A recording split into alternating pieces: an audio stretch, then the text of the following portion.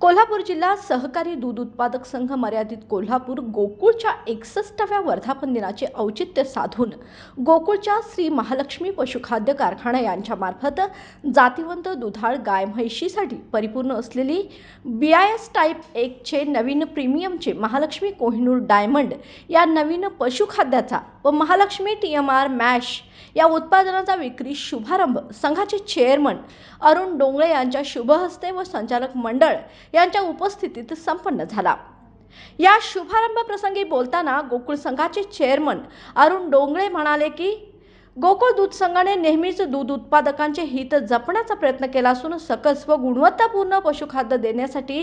गोकुळ नेहमीच कटिबद्ध आहे। म्हणूनच जिल्ह्यात सुमारे 90 ते 95% लोक गोकुळचे महालक्ष्मी पशुखाद्य वापरतात। या पशुखाद्याच्या वापरामुळे जनावरांचे दूध उत्पादन चांगल्या प्रकारे वाढणार असून दुय्यम प्रतीची समस्या दूर होण्यास